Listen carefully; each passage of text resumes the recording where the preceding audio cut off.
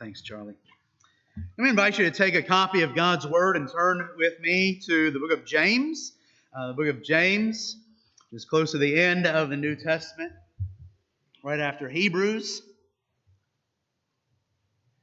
We began our verse-by-verse study of the book of James last Lord's Day and looked at verse 1. And so today, let me draw your attention to verse 2. We'll look at verse 2 through 4 this morning. So James chapter 1, let's look together at verse 2. I'll be reading from the English Standard Version. If you have a different translation, it should be very similar. So James chapter 1, beginning in verse 2, hear the word of the Lord.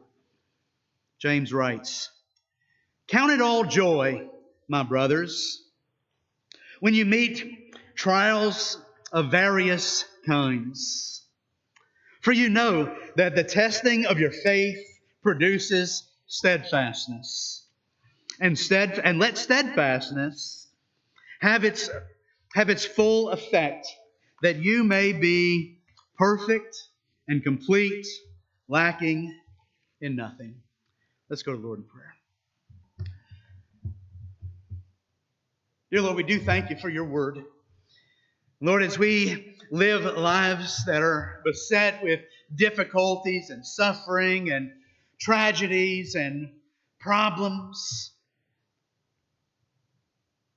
of every kind, Lord, we thank you that your word gives us a clear message how to deal with these issues. And so, Lord, as we think on these things today, Lord, I pray that you would help our minds to be focused upon you and your word, that the words that I speak this morning would be helpful and not distracting,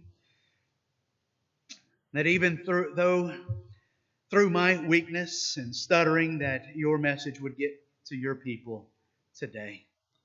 For your honor and glory, mature us in our faith, we ask. In the name of Jesus we pray. Amen.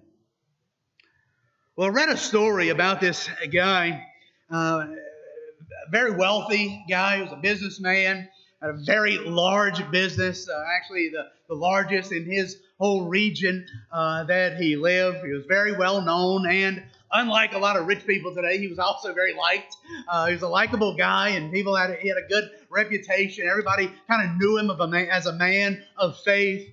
He had a large family, and everything seemed to be going his way. He was sort of the poster child for the health, wealth, and prosperity gospel. Could say, hey, look, this is what it's like to be a man of faith, and look at all these great things that happened, until the day that it didn't go well.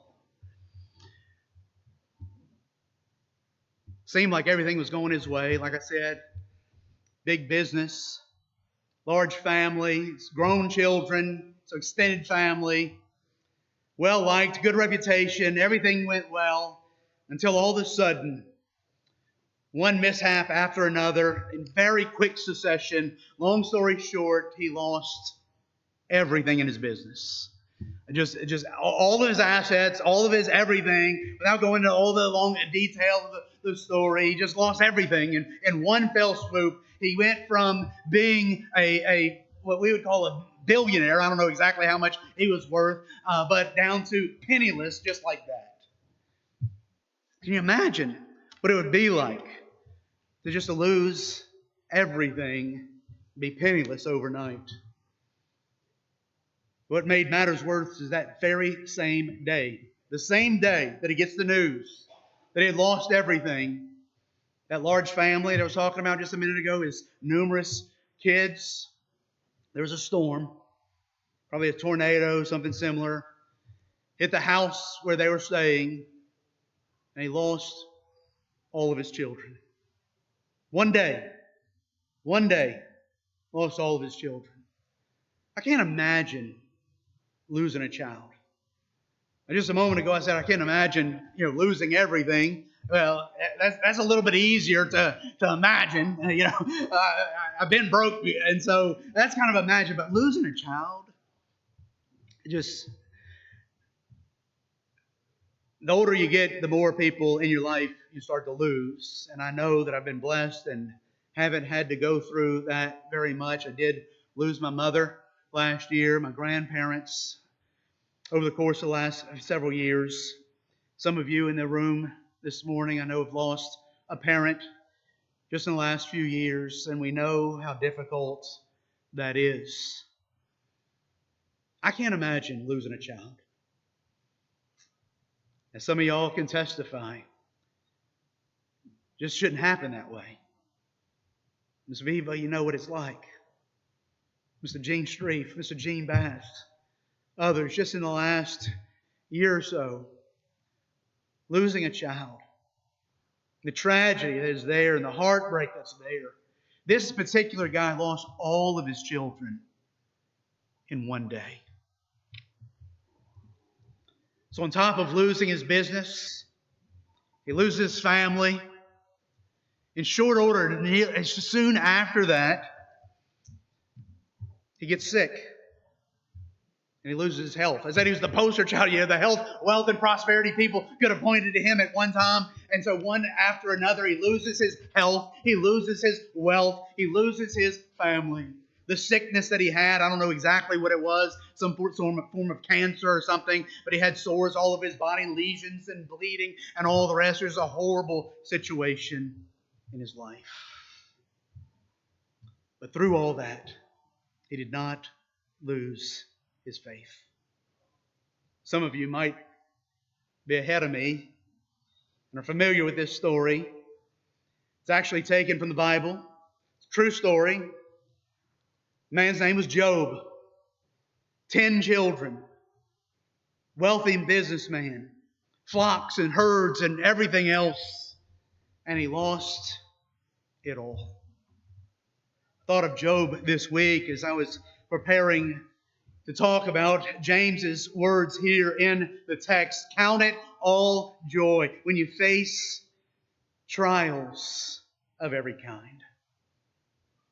James had not yet written that. Job is a couple thousand years or so before James. And I can only imagine, if you can let me use a little bit of sanctified imagination, I can imagine Job up in heaven and looking down and seeing James putting pen to paper and writing, "Count it all joy, my brothers, when you face trials, difficulties, sufferings of all kinds, because that suffering works in you patience, steadfastness, endurance.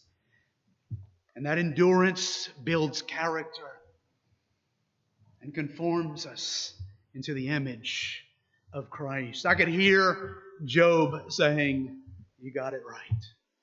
Amen. That's the testimony of my life, Job would say. And I want it to be the testimony of our lives. And so as we look at this passage of Scripture together this morning, some very familiar words to some of us, but I want to dig deep into it to make sure that we don't just bypass it and hear something that is sub-Christian. Because and here's what I mean. There are some truths that are kind of on the surface of this text that if you don't take it deep enough are just common grace sort of things that can help you to, at some level, but at the end of the day, the bridge only goes halfway across the river, if you know what I mean. and a bridge that only goes halfway across the river, at the end of the day, isn't not much help, right? And so there are some truths here, that some common grace truths here that anybody can glean from. But James here goes a little bit deeper than that, and he's making sure that we hear that when he says, "Count it all joy, my brothers." He's speaking to Christians. He's speaking to those who understand from a different perspective than the world can understand, and the cliche-ish things that might be able to get them through the night, but will not bring them all the way home. And so he's speaking to Christians who understand, who have come to the realization in their life that they are sinners.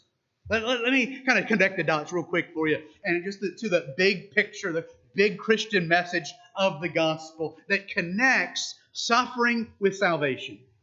There's a connection between suffering and salvation. Every Christian knows this, because what we know is that we are sinners, that we deserve punishment from God. Because God is holy and righteous and just, He must punish sin. We deserve the punishment of sin, but the good news is that God saves sinners. How does He do so? through the suffering of His Son, Jesus Christ. God Himself came to earth in the person of Jesus Christ, lived a sinless life, and He died on the cross. He died on the cross. He died on the cross. He suffered. He bled so that we might be saved. So you see there, so the big picture, there's a connection between suffering and salvation. And so when James here talks about a little connection, a closer connection that we can see just in our day-to-day lives, that should not surprise us as Christians, because we know, hey, yeah, that's how it works. There's a connection. We're not like those in the world who think that our joy and our rejoicing and the good things in life come from an absence of suffering, but no, they come through that suffering. And so we want to make sure that we get these pieces together. So back to what I just said, that there's some common grace things that we can see, but we don't want to just go halfway across the bridge. Just so you see what I'm saying is, he's saying the big picture is that when you go through difficulties, it can make you stronger out the back end of things. But if you don't take that in a Christian message, you might just say, well, just look on the bright side. And you hear that a lot, and that's a common grace type of thing. There is some advantage to just looking on the bright side. When something goes wrong, something goes bad, you just say, well, it could be worse, right? And even unbelievers can get a little bit of comfort out of that. But James is going deeper than that. James is going deeper than that. Now, I don't think that that's a wrong point to make, but there's more than that. And just to make sure that you see what I'm talking about, I'll give you an example. Randy, me and you were talking about my house taking water again this past week, and some of y'all know that our house has taken in water several times over the last 20 years that we've lived there.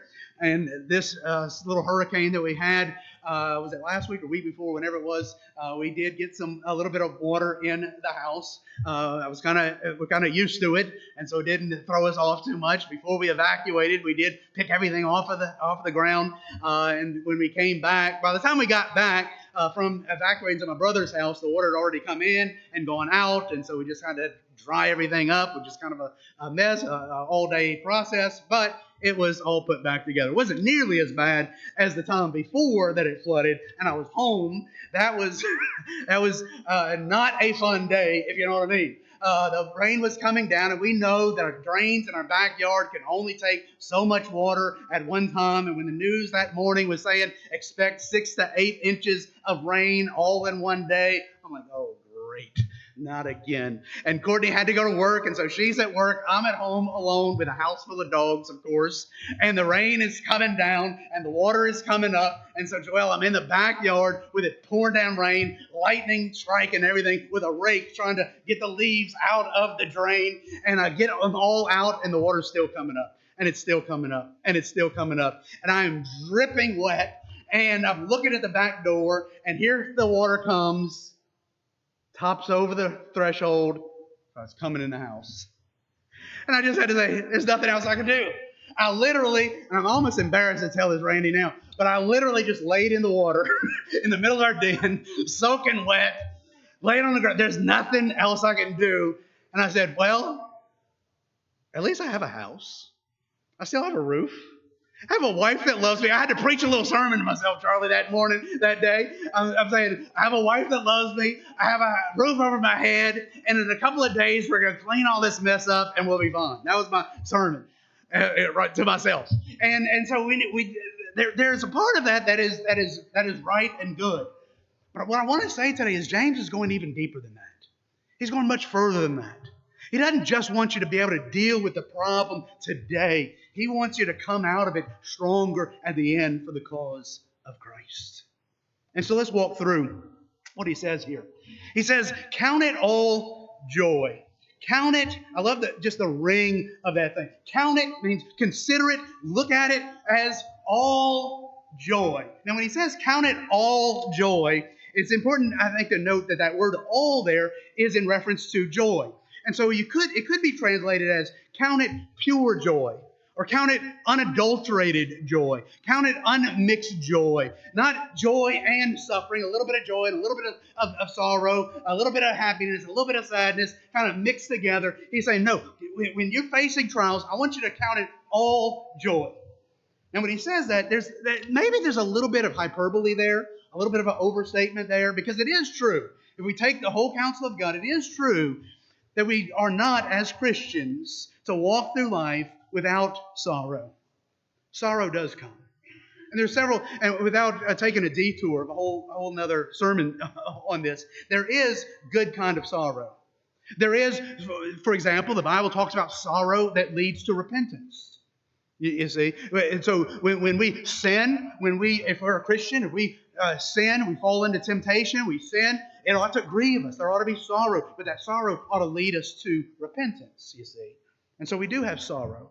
Or, I already mentioned one type of grief and the loss of a loved one.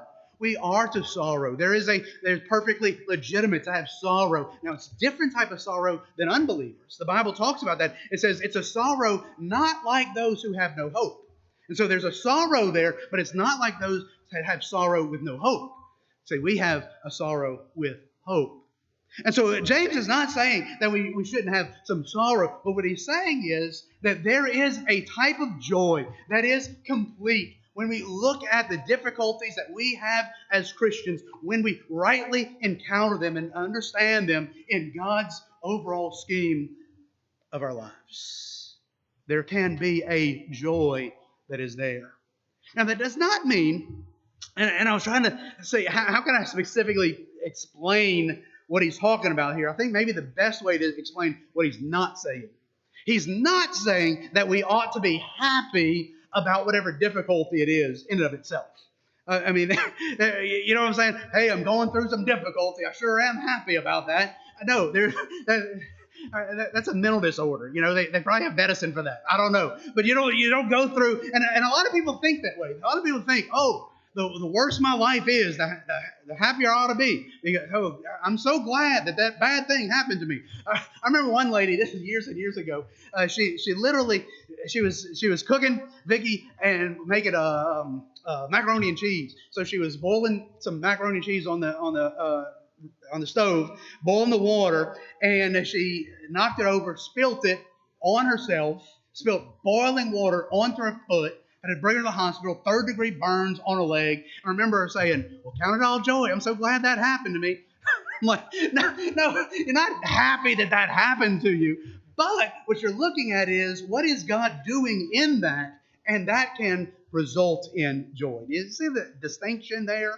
We're not masochists just going around looking for problems to face, and the more problems that we can have, the better off we'll be. No, that's not the case. Actually, there is wisdom in trying to avoid many types of suffering. I'm not going to inject that into this sermon. We'll look at it in verse 5 when we're asking for wisdom and some things about that. And so there are certain types of suffering that we can alleviate in our lives, and we ought to try to alleviate in our minds. And God gives us a whole Bible of help with that, especially books like Proverbs and other things that we can, some things that we can mitigate some of the suffering. And so we're not talking about those types of things. What we're talking about today is those kind of sufferings that hit us in life, and how do we respond to them? How do we respond to them? And what is God doing through those things? Let's first look at these trials in particular, because there's a few things that this text says about these trials, about this suffering, about this difficulty that he's talking about, that I don't want you to miss this morning. The first thing that I want you to see is that this kind of suffering, these kind of trials are inevitable. They're going to happen. You can't get away from it. Bad things happen. You know, and where I get that from in the text. Notice, I want to pull this straight from the text of the Bible. I don't want to make this up. Notice he doesn't say if you encounter trials. He says when you encounter trials. When you meet with trials. It's inevitable. You're going to. You're going to. Look, everyone in this room, if you're not going through something difficult right now in your life, I hate to break it to you, it's coming soon. That's just, it's reality, right? We know that. One of the things in my life that, I don't know where I picked this up exactly years ago, but every person that I meet, I instinctively say, they're having a hard time. It don't matter who they are. They might seem like everything's going fine. But I've tried to train myself, and maybe you could go overboard with this. I don't know. Correct me if you can. There's a way, I'm sure, that you can become morose with this and just always pessimistic and everything else. But I know everybody's having a hard time. Everybody's going through a difficulty. Everybody, and so I've tried to train myself so that when somebody does something that annoys you, or does something stupid, or does something I say, you know what?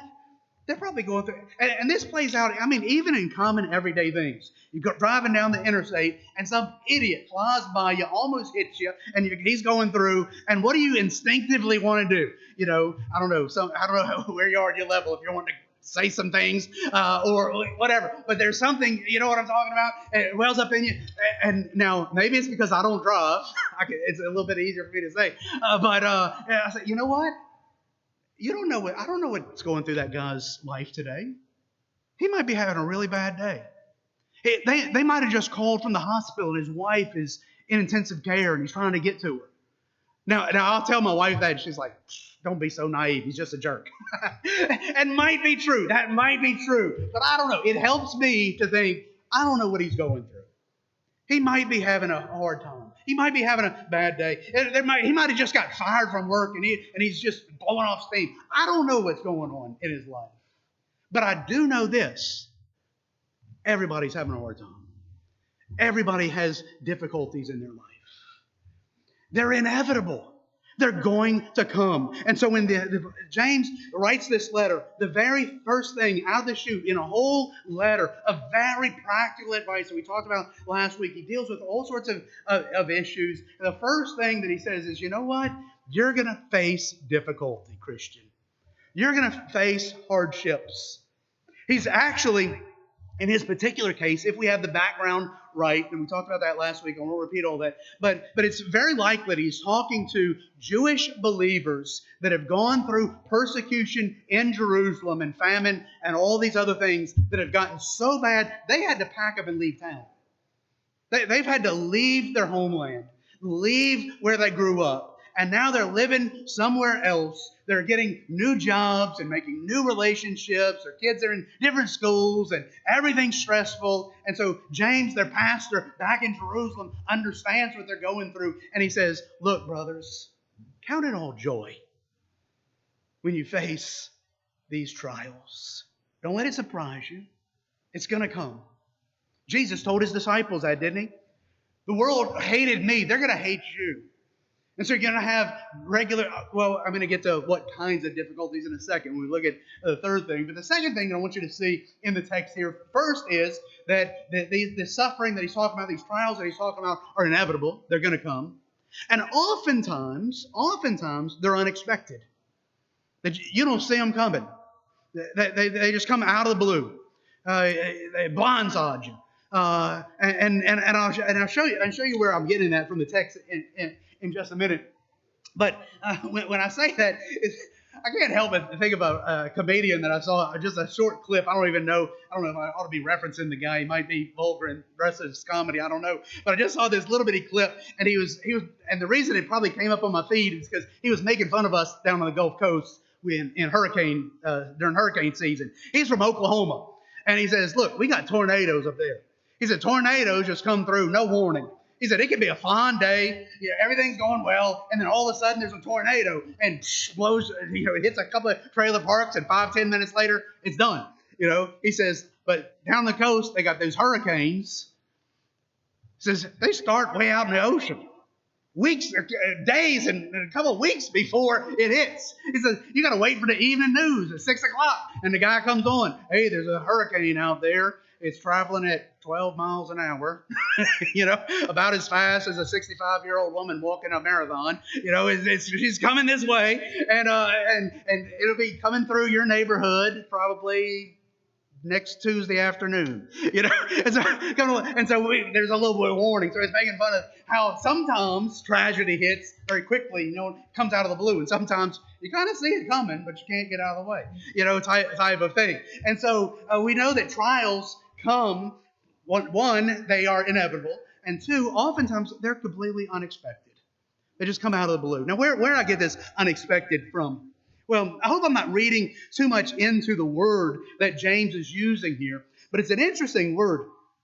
The English word is a common word. In the ESV, it's translated when you meet various kinds of trials. Some translations, if you have a different translation, might say encounter various kinds of trials. I think the King James says when you fall among, or something like along those lines, various kinds of trials. Well, those English words are very common, and there's other Greek words that are translated into that those English words. But this particular word that James uses is actually only found 3 times in the whole New Testament.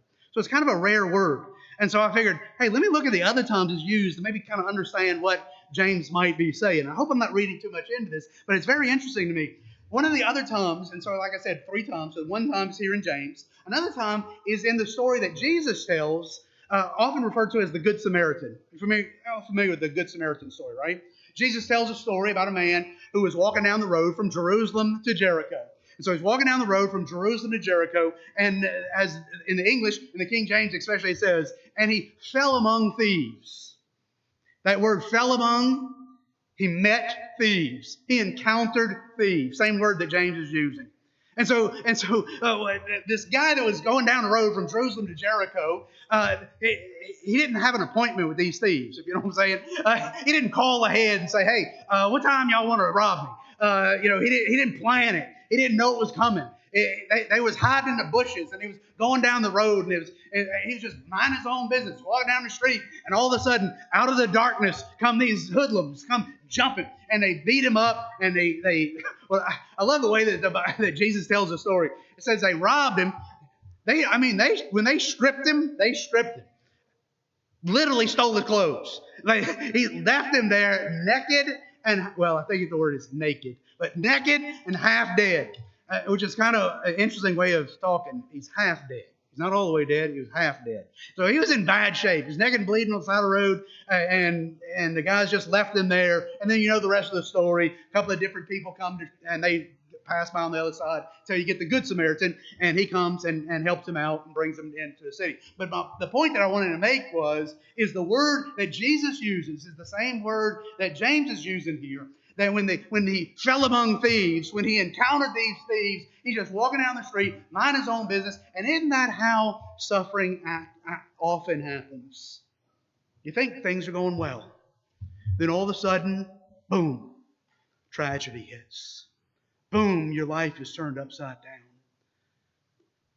You think you're doing fine. You go to the doctor and he says, the test results have come back. It's cancer. Or a young expectant mother, and you go to the OBGYN and they do the ultrasound, and there's no heartbeat. Your life is turned upside down. In just a minute. How many of us can tell the story of losing someone? You say, I was just talking to him the other day.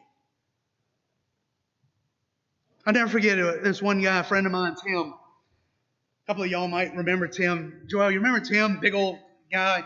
He helped us, especially when we was building this building. He helped a good bit. He, if I remember right, he did all the caulking around in here, around the trim and everything. And then he was working downstairs after we had already moved in and everything. Downstairs in the foyer, he finished the sheetrock. Well, it's actually not sheetrock. Downstairs, because it's under the base flood elevation, we can't use sheetrock, and so we use 4x8 sheets of hardy plank concrete board, Mr. Gene. And we were told that you can't really float and finish that like sheetrock, and so somebody tried to just caulk it. Well, a few months went by, and all those caulk seams was popping out and everything. But Tim, that was what he did his whole life. He was retired, but he was a sheetrock finisher. And so he said, Pastor Don, I can fix that. Can you mind if he said, I'm kind of slow, I'm kind of slow, but can I come and fix it? And I said, sure, if you want to. And what it involved was he would take a seam and he would just do one at a time, and he would pull the caulking out and have to sand it down and then tape it and mud it and sand and let that dry and leave it overnight and come back the next day, sand it out some more, mud it again, sand it down. I mean, it was days that he would just work on one seam, and then he would paint it, and it would just look like smooth sheetrock. Looked awesome. And then next week he would do another seam, and then another seam. And I remember one year, and I can't remember exactly what year this was. I guess it was 2016, I guess it was. And he was working through that, and I remember it was a couple of weeks before Christmas. And he calls me, Pastor Don, I still have a few more seams left, but I think I'm going to wait till after Christmas. He said, because y'all have that Christmas hymn singing thing Saturday night. And then, of course, I'm sure church is going to be big because of Christmas and everything. And I don't want to leave it half done and leave it all, a mess and everything. He said, so I'm going to wait till after Christmas and come back. Is that okay? I'm like, sure, that's fun. If I remember right, that was a Thursday afternoon, late Thursday afternoon. Friday morning, his wife called. Could barely understand what she was saying on the phone. Said, Tim died. I'm like, what? Tim died in the middle of the night. He fell out of bed, and she said, I didn't know what was the matter. He wasn't really breathing. He was kind of struggling, and called 911. By the time they got there, he was gone. I said, I just talked to him last night. I remember years ago, some of y'all remember Mr. Ed. Actually, I don't know who would remember. Cordy and Joel, maybe. It's the only ones. He's a member of our church. Kind of remind me a lot of Mr. Jerry. Those that know Mr. Jerry, who just passed away just recently. Mr. Ed wasn't nearly that old, but I was almost 30 years younger, so in your 50s, you seemed like an old man back then. But he worked offshore, and he would do one of those jobs where he'd work offshore for a couple of weeks, then be home for a week, and then back and forth. And I remember we was doing a revival. We was having my good friend Tim Lee, evangelist Tim Lee, was coming to do a revival. We had this big revival, and we fixed up the buildings and advertised and everything, packed the house out for that. And Mr. Ed was so looking forward to it, but his work schedule, he was going to be offshore for a revival, so couldn't make it. So he was so upset. And I remember this specifically. And it was late in the fall. I remember right around Thanksgiving time, I think it was. And I remember the first I think it was like the second or third night of the revival. Mr. Ed shows up. I'm like, I thought you was out on the boat. Out on the oil rig. And he says, well, and he coughs a little. He said, they sent me home. He said, I got this little cough. I don't know what's the matter. They want me to go to the doctor. They didn't want me out there. So I got to go to the doctor. And so he came to revival. Next day, he went to the doctor. Figured he'd get some medicine. Thought he had a little cough. That was around Thanksgiving. We had his funeral before Easter. You never know. Things like this just come up out of the blue. James is telling us you're going to have various kinds of trials. It's inevitable. Oftentimes it's completely unexpected. And they come in all shapes and sizes. All colors. The actual word here. Oh, I told you there was two words. There's three words. I'll skip. And this is just illustrative. But the third time that this same word is used, first time is here, when it says meets. He meets various kind of trials. The second time it's used was when he fell among thieves, unexpected. The third, very similar. It's a story in Acts 27. For the second time, I won't tell the long story because it's just illustrative. But I think it's interesting. You know how Luke in the book of Acts is telling the stories about how he's going from place to place and they're doing different things. When Acts chapter 27, they're going to Italy and they're lost at sea for a couple of weeks. Actually, like 15 days, if I remember right. They're lost at sea, and there's storms and everything else. They have a hard time and all this stuff. And things are about to look up because they see they couldn't get any worse. They see land, and this is where Malta, the island of Malta, which is off the coast of Italy and Sicily and everything, still exists there. You can see, look it up on a map. And they're heading toward the beach there, and they meet or encounter, this is the word, a reef or a sandbar. Some translations say reef, some translations say sandbar. I didn't look at exactly what. There was an underground obstacle that the boat hits. There was over 100 people on the boat. Hits it hard. The boat breaks apart. Everybody's scrambling. They're floating on things to get to the beach. The Apostle Paul is literally hanging onto a board in the water and making it for the beach. Heard one guy talking about church committees and boards. He said the only board in the Bible is the one that Paul floated to the beach on after he was shipwrecked. And so he was there on the boat. But my point is that the word there was an obstacle underwater. They didn't see it. The pilot didn't see it. The captain didn't see it. Nobody on the boat saw it. But the boat hit it. It was unexpected. They thought that they had been through the worst. They thought that the worst of it was over. And then all of a sudden it goes from bad to worse. Isn't that how it happens sometimes? First the air conditioning goes out. You're sweating. And you don't have quite enough money to fix it. But then the washing machine goes out. Floods the whole place. You say, I got to go buy a part for the washing machine. You get it all apart. You get it in your car. You go to buy the part and your car breaks down. It's one thing after another. If it rains, it pours. And that's oftentimes what happens. It seems like it's coming at us from every direction. And the reason why I harp on this is because I want you to walk away from this church service this morning with the understanding that the Bible doesn't sugarcoat our lives. James is telling us that suffering will come. It's inevitable. It's often unexpected. And thirdly, like I said, it comes in all different shapes and sizes. He says various trials. Various trials. Variegated trials. Like a plant is variegated. Some of y'all are into gardening and everything. You know what a variegated leaf plant is? It's when a leaf has like different stripes of colors, like dark green and light green and different things. That's a variegated plant. And so there's various types of shades of color. That's where this word comes from. Is there's all different kinds of trials that hit our lives. This word is actually pretty common in the New Testament. One of the times I think is interesting is in the Gospels. It's used several times when it says that people were coming to Jesus with various kinds of sicknesses. All kinds of sicknesses. Jesus wasn't a one kind of sickness specialist. He could handle all kind of sicknesses, all kind of things, various kinds of diseases. People were coming to him, and James is here telling us that we're going to encounter various kinds of trials. Sometimes are the kinds that I've already mentioned: the loss of a loved one, sickness, chronic pain. Maybe it's financial difficulties. How are you going to pay your bills? How are we going to get out of debt? Maybe it's relationship things. Just this past week, I mentioned during prayer request the horrible story of a well-known Christian leader falling into temptation. Can you imagine the strained relationships in his life this week?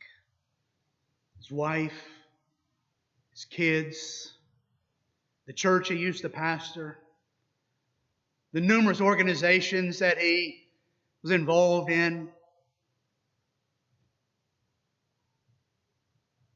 That's on the big screen. Also this week, I heard of some other folks that I know, nobody in the room except for my wife knows. Their marriage falling apart.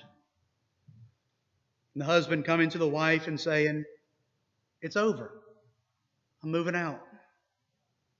And she's heartbroken. Can we go to counseling? Can we go talk to somebody? No. I'm done. Kids involved and all the rest. You know the stories. Maybe you've lived those stories. And there's suffering. There's trials. And you wonder, how can I move on? How can I make it? What is going on? Does God understand? Does He even care? I want this text to resound. This is not taking God by surprise. Or there's other kinds of trials.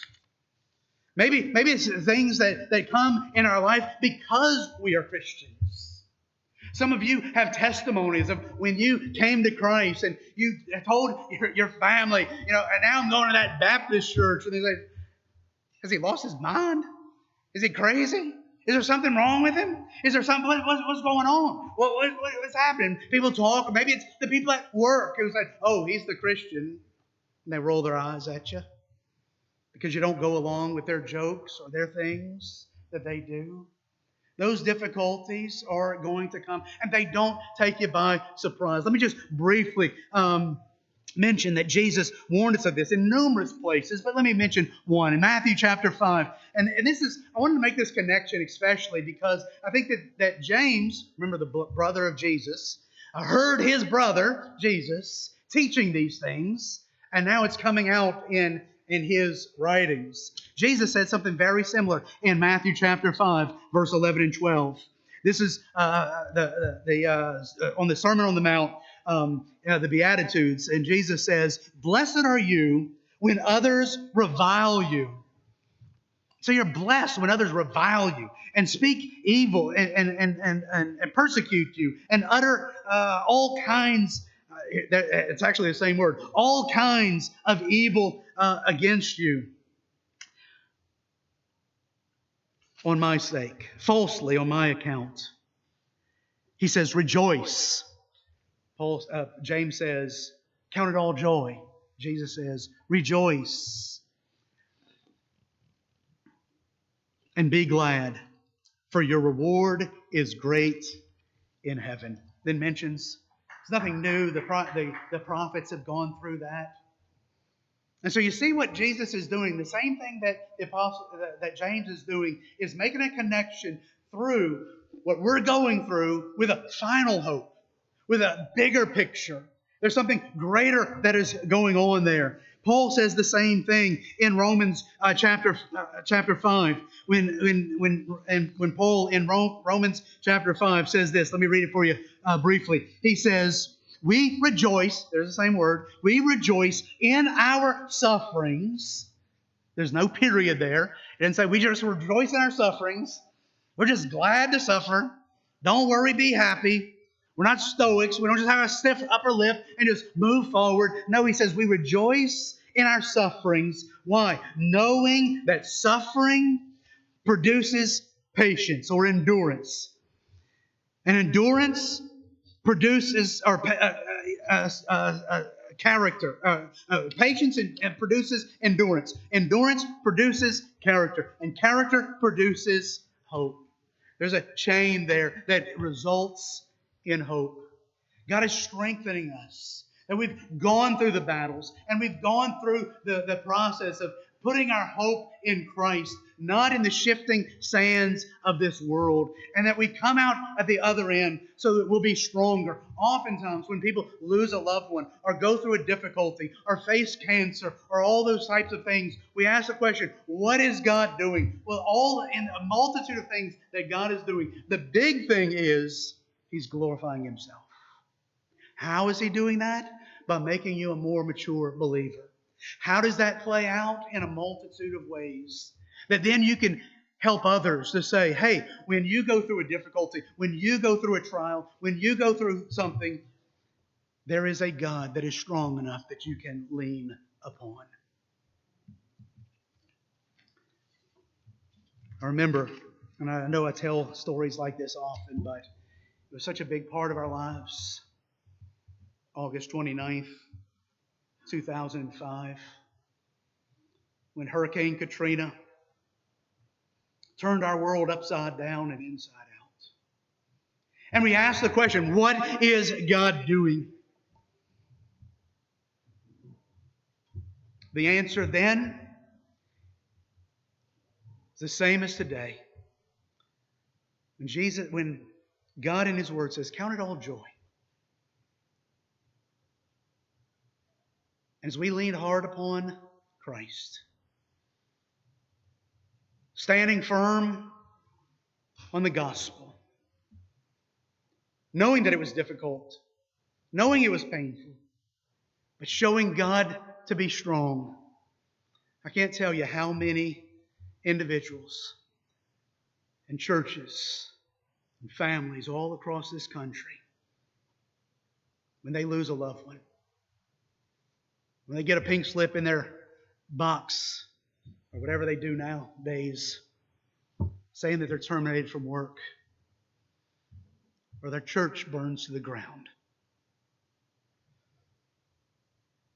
And they wonder, if God is strong enough to lean upon,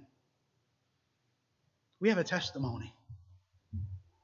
Not in our resilience, but in God's. Now, what is God doing in your life through the difficulty that all this whole sermon that you've been thinking about when I've been preaching this? I don't know exactly. Other than the fact He's teaching you to lean hard upon Him, to show the world that He is strong. And you come out the other end, as James says here, more perfect, more complete. At the end of the day, even though you're standing by a grave, that you can literally say, I'm lacking in nothing because God is my all in all. Job stood beside 10 graves. His bank account was empty. His health was failing. His wife turned against him. And he could say with James, count it all joy. Let's pray. Dear Lord, I pray that you would teach us. In the various trials that come our way, through many dangers, toils, and snares, we've already come. It's grace that's brought us safe thus far. And grace will lead us home. And so, Lord, teach us to echo the words of James and count it all joy. In the name of Jesus we pray. Amen. Let's all stand.